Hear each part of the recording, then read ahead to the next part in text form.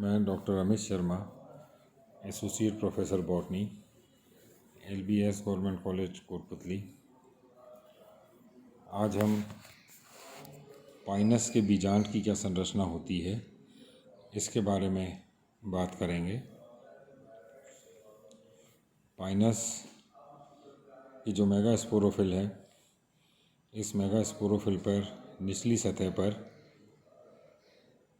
ऊपर की सतह पर नीचे की तरफ मुंह करे हुए बीजांड लगा हुआ होता है। एक मेगास्पोरोफिल पर 2 बीजांड लगे हुए होते हैं और बीजांड की जो स्ट्रक्चर है, 2 इसके भाग होते हैं। एक तो बीजांड काय या न्यूसेलस और दूसरा इंटेग्यूमेंट। 2 मुख्य भाग से बीजांड बना हुआ होता है। इंटेग्यूमेंट और न्यूसेलस दोनों करीब 3/4 भाग तक एक दूसरे से पूर्णतः जुड़े हुए होते हैं और इनमें भेद करना मुश्किल होता है। केवल ऊपर का जो 1/4 भाग है, वहाँ पर बीजांड और न्यूसेलस एक दूसरे से अलग रहते हैं और इनके बीच में स्थान बन जाता है जहाँ हम कह सकते हैं कि ये इंटेग्यूमेंट है और ये न्यूसेलस है। तो इस प्रकार से न्यूसेलस और इंटेग्यूमेंट, बीजांड काय और अध्यावरण। बीजांड का जो अध्यावरण है, ये इसको चारों तरफ से घेरे रहता है, पर शीर्ष भाग में ये आपस में नहीं जुड़ा हुआ होता और यहाँ पर एक बीजांड द्वार या माइक्रोपाइल पाया जाता है। ये वाला यहाँ पर से जो माइक्रोस्पोर है, निषेचन के समय पर लघु बीजाणु यहाँ से प्रवेश करता है। जो बीच का हिस्सा है, जहाँ पर कि न्यूसेलस बीजांड से अलग हो जाती है, वो हिस्सा एक न्यूसेलर बीक के रूप में बाहर निकला हुआ रहता है यहाँ पर।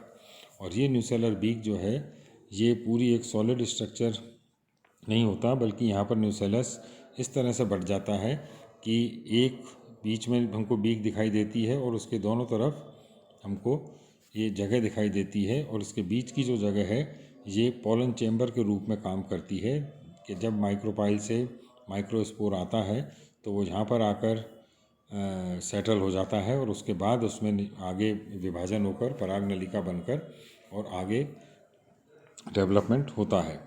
न्यूसेलस का जो केंद्र का भाग है, यहाँ पर मेगास्पोर बनता है। पहले मेगास्पोर के विभाजन होता है, मेगास्पोर आकार में बढ़ता जाता है और उससे अल्टीमेटली यहाँ बीच में हमको फीमेल गैमेटोफाइट का निर्माण हो जाता है। फीमेल गैमेटोफाइट या मादा युग्मकोद्भिद यहाँ पर बन जाता है।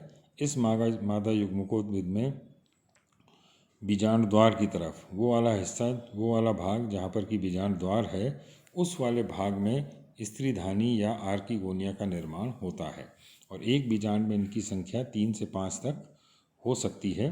स्त्रीधानियों का निर्माण होता है और ये स्त्रीधानियाँ फिर कुछ समय पश्चात इनके जो टिश्यू है इनके आसपास का, उसमें ग्रोथ इस तरह से होती है कि वो ऊपर बढ़ जाता है और ये स्त्रीधानियाँ जो हैं वो नीचे धसी हुई रह जाती हैं और इस जगह को हम कहते हैं आर्किगोनियल चैम्बर। तो एक तरह से ये खाली जगह एक बन जाती है और उसमें जो स्त्रीधानी है उसका जो नेक वाला भाग है, जो उनका नेक का हिस्सा है, ग्रीवा जो है, ग्रीवा कोशिकाएं वो बाहर निकल आती हैं ताकि निषेचन के लिए जब माइक्रोस्पोर से पोलन ट्यूब आए तो पोलन ट्यूब सीधे ही स्त्रीधानी तक पहुंच जाए। तो इस प्रकार हम ये स्ट्रक्चर अगर देखें बीजांड का, तो पूरा एक बंद स्ट्रक्चर है और इसका विन्यास इस तरह प्रकार का होता है कि माइक्रोपाइल जो है, माइक्रोपाइल इसका जो कोन एक्सिस है, कोन एक्सिस की तरफ रहता है और शुरू में जो फीमेल कोन है उसकी जो मेगास्पोरोफिल है वो बहुत पास पास लगी हुई होती हैं, आपस में इनमें गैप नहीं होता। पर जब निषेचन के लिए परिपक्व हो जाता है ये, तो जो बीजांड की जो फीमेल कोन है उसकी सेंट्रल एक्सिस जो है, उस सेंट्रल एक्सिस में लंबाई में वृद्धि होती है, जिसकी वजह से मेगास्पोरोफिल अलग अलग हो जाती हैं और ये बीजांड जो है ये एक्सपोज हो जाता है, तैयार हो जाता है माइक्रोस्पोर को रिसीव करने के लिए।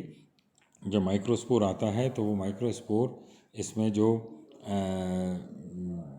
पोलन चैम्बर है, उस पोलन चैम्बर के अंदर आकर वो सेटल हो जाता है और उसके बाद उससे फिर पराग नलिका बनती है जो नीचे की तरफ ग्रोथ करती है और ठीक जो आर्किगोन ये जो पोलन चैम्बर है इसके ठीक नीचे आर्किगोनियल चैम्बर स्थित होता है।